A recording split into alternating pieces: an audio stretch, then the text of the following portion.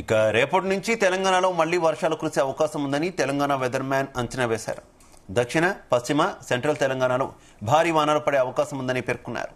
మధ్యాహ్నం ఉష్ణోగ్రతలు ఎక్కువగానే ఉంటాయని, ఉదయం, సాయంత్రం సమయాల్లో ఆకస్మికంగా వాతావరణం మారి వర్షాలు పడే ఛాన్స్ ఉందని భావిస్తున్నారు. హైదరాబాద్లోనూ వర్షాలు పడే ఛాన్స్ ఉన్నట్టు అంచనా వేస్తున్నారు.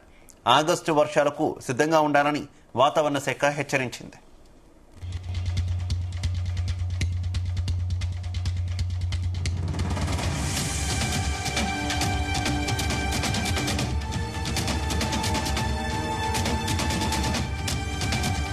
వెదర్ అప్డేట్ కి సంబంధించి మరింత సమాచారం మా కరెస్పాండెంట్ వినోద్ అందిస్తారు.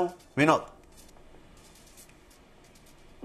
శివ, తెలుగు రాష్ట్రాల్లో ప్రజలు వర్షాల కోసం మరికొద్ది రోజులు చూడాల్సిన పరిస్థితి ఉందంటూ కూడా తెలుస్తుంది. మొత్తానికి మొన్నటి వరకు కూడా వర్షాలు ఎప్పుడు మొదలవుతున్నాయంటూ కూడా ఒక ఆందోళన పరిస్థితి అయితే తెలంగాణ రాష్ట్రంలో మొదలుకుంది. తెలుగు రాష్ట్రాల ప్రజలు వర్షాలకు మరికొద్ది రోజులు ఎదురు చూడాల్సిన పరిస్థితి ఉందంటూ కూడా గత 3-4 రోజుల నుంచి అయితే హెచ్చరిస్తుంది వాతావరణ శాఖ. ప్రస్తుతం బంగాళాఖాతంలో ఏర్పడిన తీవ్ర అల్పపీడనం తెలంగాణ మీదుగా ఉత్తర పశ్చిమ దిశగా కదులుతూ నెమ్మదిగా బలహీనపడుతుంది.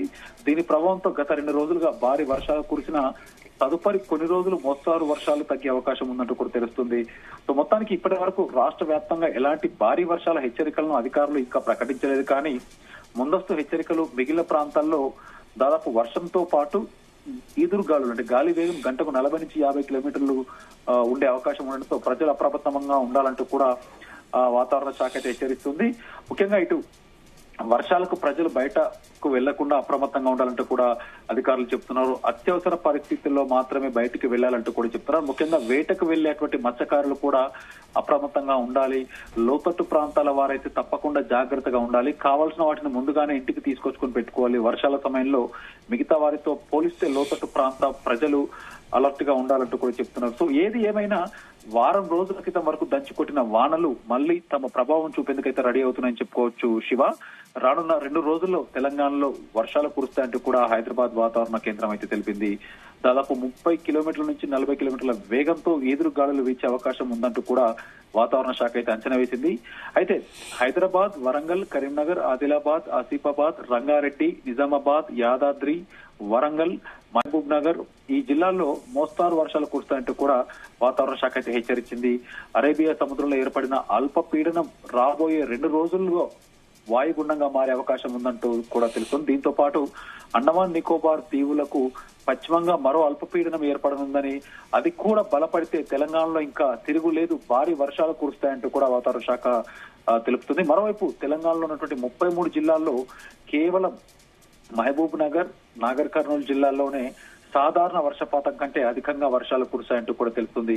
ఈ ఏడాదిలో రంగారెడ్డి, సిద్దిపేట్, నారాయణపేట్, కొమరంభీం, వనపర్తి, వికారాబాద్, కరీంనగర్, ఖమ్మం, భద్రాద్రి కొత్తగూడెం, మహబూబాబాద్, వరంగల్, నల్గొండ, హన్మకొండ, హైదరాబాద్, జోగులాంబ, గద్వాల, జయశంకర్, భూపాలపల్లిలో సాధారణ వర్షపాతం నమోదైనట్టుగా తెలుస్తుంది. సో మొత్తానికి ఇటు సంగారెడ్డి, జగిత్యాల్, కరీంనగర్, నిర్మల్, జనగామ, పెద్దపల్లి, మంచిర్యాల జిల్లాల్లో సాధారణ కంటే తక్కువ వర్షపాతం నమోదైంది.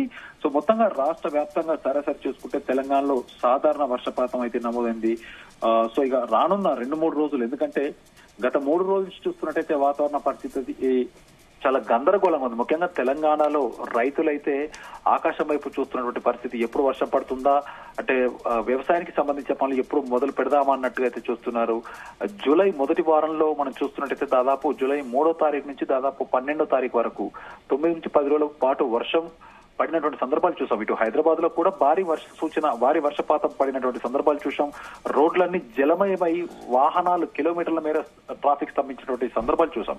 కానీ జూలై 15 తర్వాత పెద్దగా ఇటు తెలంగాణ రాష్ట్ర వ్యాప్తంగా హైదరాబాద్ లో విషయానికి వస్తే 2 రోజులకు ఒకసారి వాతావరణం చల్లబడడం, సాయంత్రం పూట కాగానే దాదాపు 1 గంటన్నర వర్షం విజృంభణ చూసాం. కానీ రాష్ట్ర వ్యాప్తంగా తెలంగాణ జిల్లాలో ఉన్నటువంటి రాష్ట్ర వ్యాప్తంగా ఎక్కడ చూసినా కూడా వర్షం పెద్దగా నమోదు కాలేదు, వర్షం పడిన సందర్భాలు లేవు.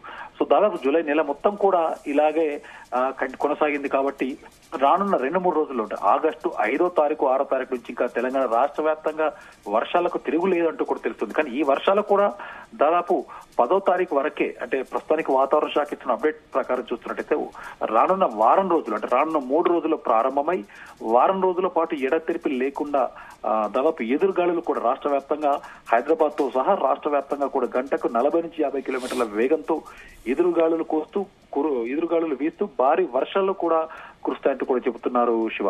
Right, okay, thank you Vinod.